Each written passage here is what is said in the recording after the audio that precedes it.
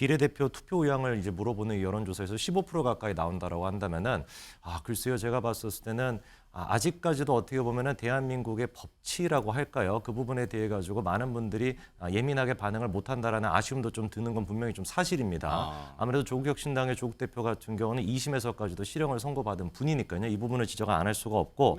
이 조국혁신당이 지금 이 상황에서 이렇게 돌풍을 보여주고 있는 건 사실은 선명성 이 한 단어로 말씀드릴 수 있을 것 같아요. 왜냐하면은 조국혁신당이 그 가지고 나온 기치가 아주 간단합니다.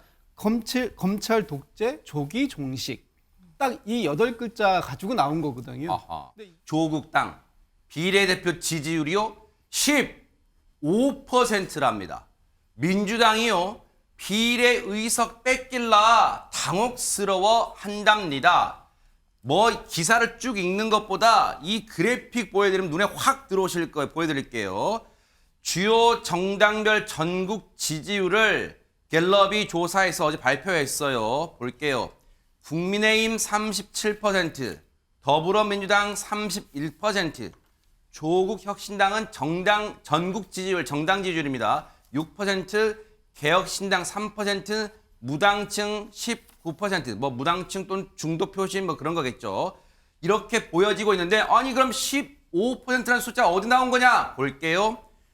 비례대표, 즉 어느 정당을 지지합니까? 지역구에 나온 후보 말고 어느 정당을 지지합니까? 그 정당 지지표인데 비례대표입니다. 총선 비례대표 투표 의향 정당 보세요. 국민의 미래, 위성정당이죠. 국민의 미래 37%, 더불어민주연합 25%, 조국혁신당 15%. 여기 있네요.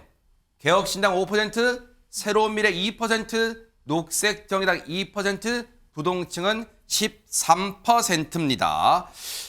성재준 의원님께 다시 한번 여쭤볼게요. 이거 지금 이 수치를 보고 혹시 깜놀하셨어요? 아니면 어느 정도 예견하셨어요? 국민의힘 입장에서 바짝 신경이 쓰이시나요? 어떻습니까? 전혀 예상하지 못했습니다. 솔직히 이제 조국혁신당이 만들어지겠다라고 했었을 때 제 머릿속에 남아있는 거는 조국 이제 대표가 이준석 대표한테 우리 좀 합당하면 어떻겠냐, 같이 이제 가면 어떻겠냐, 연대하면 어떻겠냐라고 했었을 때 매몰차게 거절당했던 그 모습이 기억이 나거든요. 그때까지만 하더라도 조국혁신당에 대해 가지고 아마 대부분의 지금 시청하시는 분들도 긴가민가 하셨을 것 같아요. 근데 그 이후에 지금 이제 비례대표 투표 의향을 이제 물어보는 여론조사에서 15% 가까이 나온다라고 한다면은 글쎄요, 제가 봤었을 때는 아직까지도 어떻게 보면은 대한민국의 법치라고 할까요? 그 부분에 대해 가지고 많은 분들이 예민하게 반응을 못한다라는 아쉬움도 좀 드는 건 분명히 좀 사실입니다. 아무래도 조국혁신당의 조국 대표 같은 경우는 2심에서까지도 실형을 선고받은 분이니까요. 이 부분을 지적 안 할 수가 없고 이게 이제 앞으로 민주당한테 부담이 될 것이냐, 국민의힘한테 부담이 될 것이냐, 요거에 대한 얘기도 좀 덧붙여야 될 것 같은데 눈에 띄는 거는 이제 부동층 같은 경우는 여전히 이제 13% 정도가 나온다라는 거예요. 네. 아까 전에 얘기가 나왔던 것처럼 지난 대선에서 윤석열 대통령이 이재명 지금 대표를 한 0.7% 격차로 승리를 했습니다. 네. 아주 근소한 차이로 승리를 했거든요. 그리고 이번 총선 같은 경우는 워낙에 이제 양당에 대한 어떤 불만이 많은 그런 상태다 보니까 몇 표 차이로 갈릴 수 있는 그런 어떤 예민한 지금 지점인 거 아니겠습니까?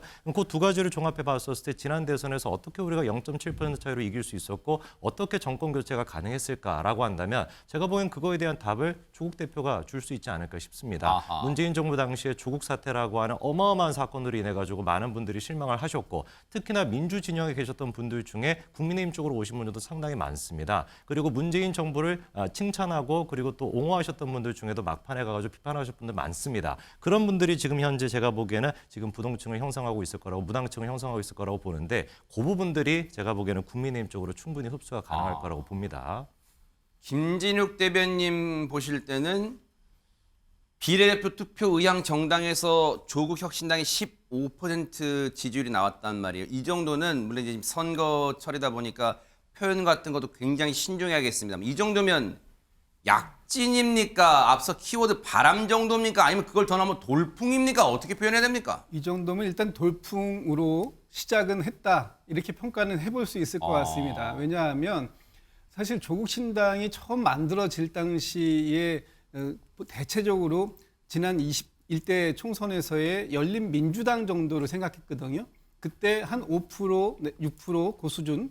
그리고 의석수로는 한 3석 정도. 아. 일단 한 미니정당 정도로 시작을 생각했었는데 네. 지금 그의 한 3배 정도의 지지율이 나온다. 그러네요.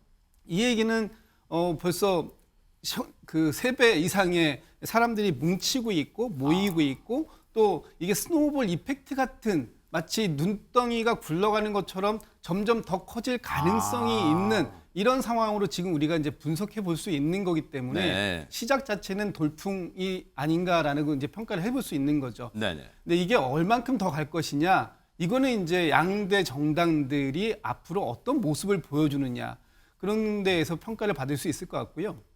한 가지 더 말씀드리면 이 조국 혁신당이 지금 이 상황에서 이렇게 돌풍을 보여주고 있는 건 사실은 선명성 이 한 단어로 말씀드릴 수 있을 것 같아요. 왜냐하면은 조국 혁신당이 그 가지고 나온 기치가 아주 간단합니다.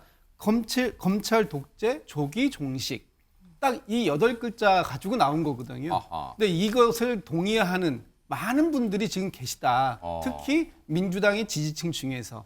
그리고 조국 혁신당을 투표하러 나오는 적극적인 성향을 가지신 분들은 앞으로 민주당을 교차 투표할 가능성도 크다. 아, 그런 측면에서 볼 때 민주당과 조국 혁신당이 일정한 우호적 관계를 가져갈 수 있는 그런 여지가 있기 때문에 앞으로도 이 바람이 좀 지속될 그런 가능성이 높다. 이렇게 저는 분석하고 있습니다. 일단 돌풍 충분히 지금 상황에선 돌풍이란 표현을 쓸만하다 그런 상황이라는데 한국일보께서 좀 보겠습니다. 관련해서요. 한국일보 오면입니다. 문정부 청와대 사람들이 지금 몰려든답니다. 조국 신당에.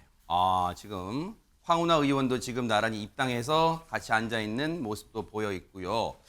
지금 어떤 인물들이 이 합류를 했는지 잠깐 읽어보고 갈게요.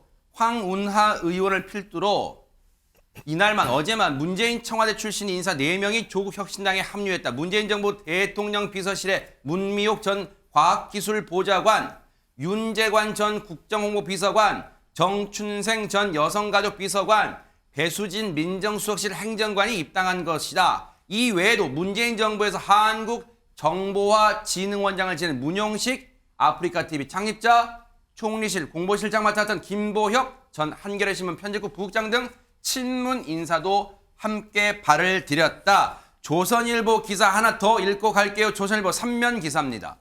지지율 15%로 오르자 황운하도 입당, 피고인 도피처된 조국당. 무슨 말일까 읽어볼게요. 그 인물 밑에 관련해서 내용이 있습니다. 황운하 원내대표를 입당하자마자 원내대표 맡았어요. 문정부 청와대 울산시장 선거 개입 사건으로 1심에서 징역 3년이 선고됐습니다.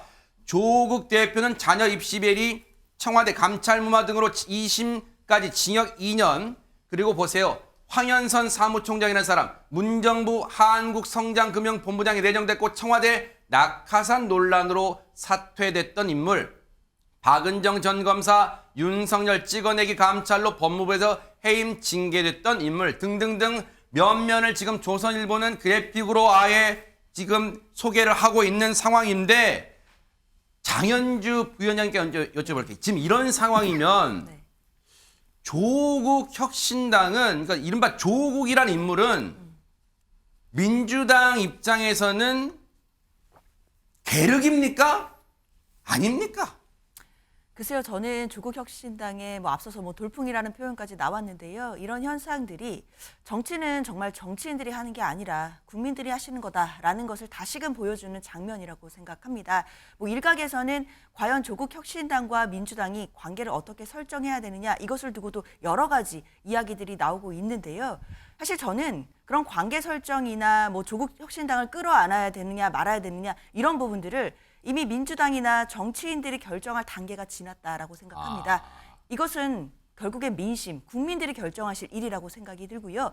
그렇기 때문에 이번에 조국혁신당이 나오면서 이른바 다시금 민주당이 조국의 강에 빠지는 것이 아니냐라는 우려가 있었지만 저는 이제 그 우려도 지나간 우려가 되었다라고 생각합니다. 아. 왜냐하면 이제 조국 혁신당과의 관계 설정은 결국 민주당이 주도하거나 뭐 또는 이제 민주당이 결정해서 되는 문제가 아닙니다. 결국 민심이 조국의 강을 건넌 것으로 평가를 해주시는 것 같고요. 민심이 이미 이런 부분에 대해서 어느 정도 지금 상황들을 보여주고 계시기 때문에 이런 상황에서 민주당이 어떻게 앞으로의 방향을 설정할 것인가 이 부분만 논하면 된다고 생각을 합니다.